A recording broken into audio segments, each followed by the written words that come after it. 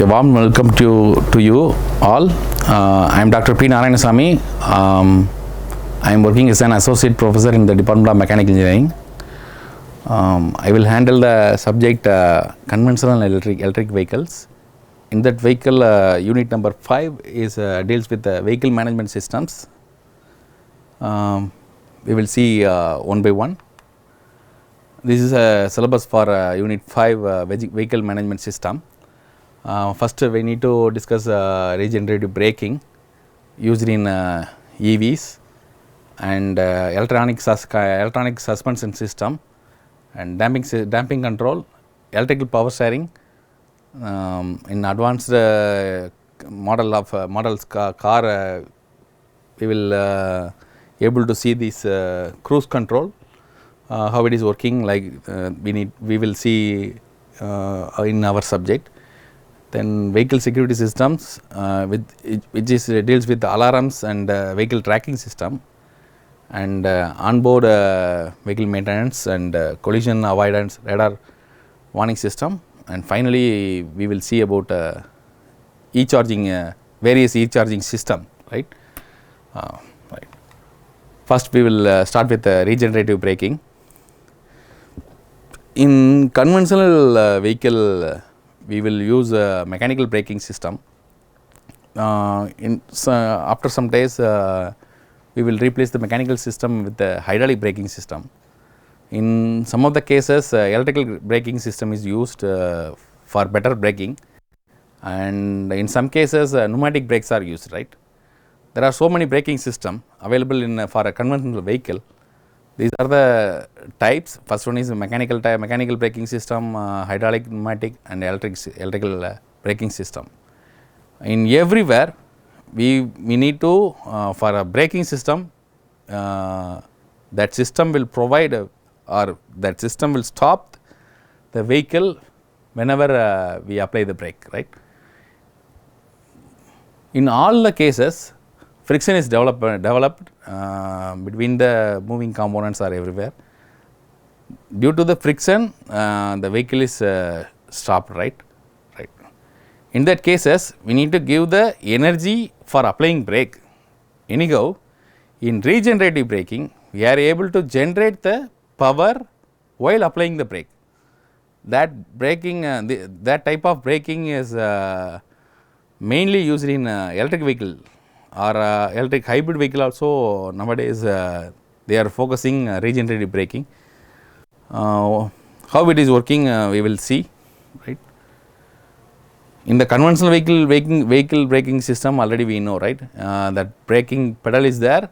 We will apply the brake through the pedal. That pedal will move the brake pad or brake shoe in a wheel drum.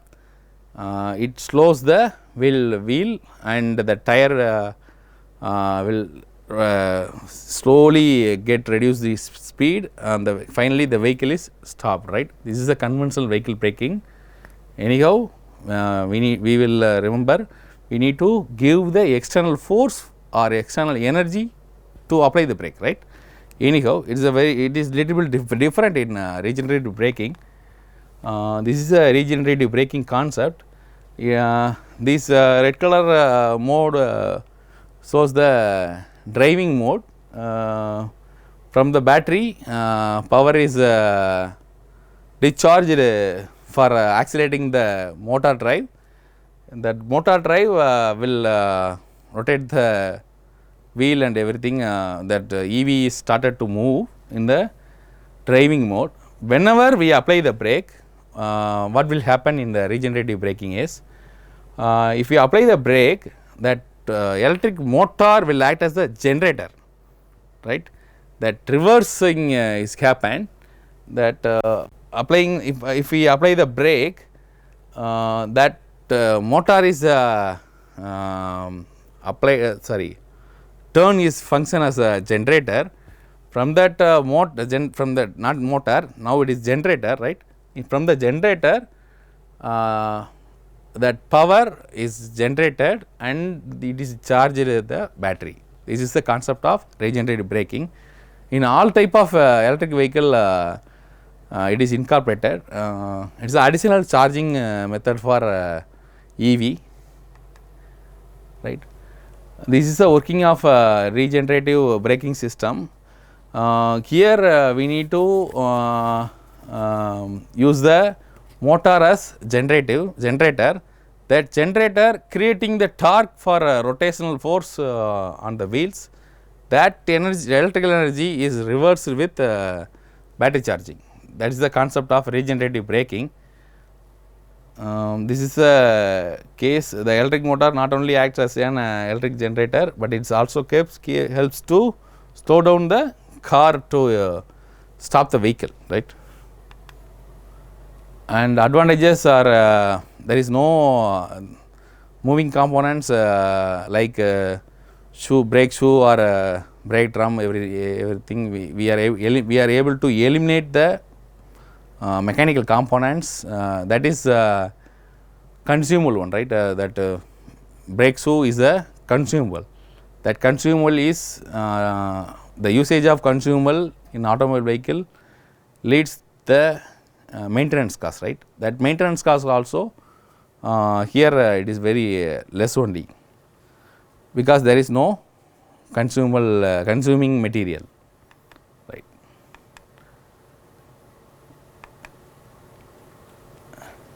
Next we will discuss about electronic suspension system. Everybody know about the suspension system. In the normal vehicle we can see the suspension with by using spring, right. In a heavy vehicle leaf spring is used.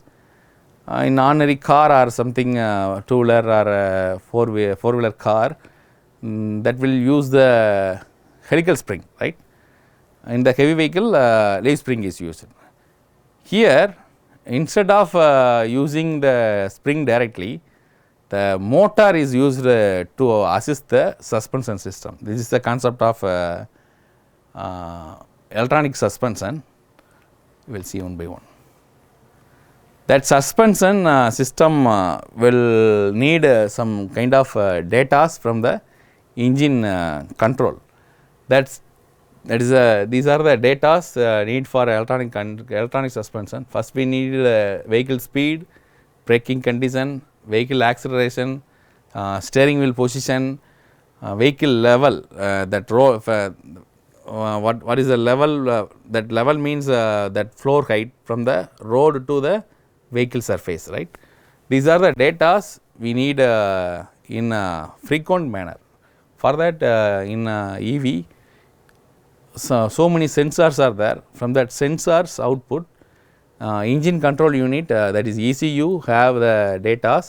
From that ECU we need to get the details in a regular continuous online monitoring manner. From that only we are able to control the electronic suspension, right. In electronic suspension, the main part is electric actuator motor. This is the main component. The small motor piece that will mounted inside the suspension unit. This is the motor unit. It is mounted in the top of the strut.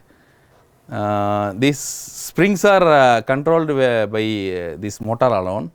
That motor will drive independently by getting the data signals or data from engine control unit. Right.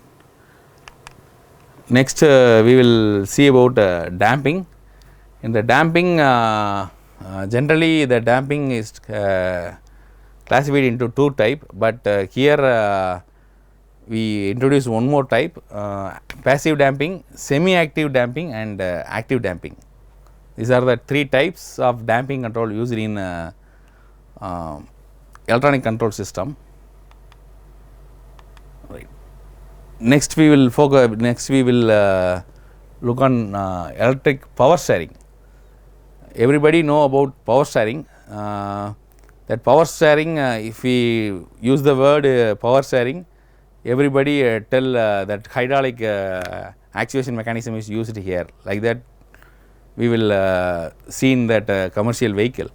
But here that steering control is purely electrical, not a hydraulic manner or not a mechanical manner. It is a purely electrical manner. Here also that electric power system needs some data. From that data alone that motor drives independently. Based on the driver has steering movement, that motor will create the rotary torque in order to move the wheel, right. Here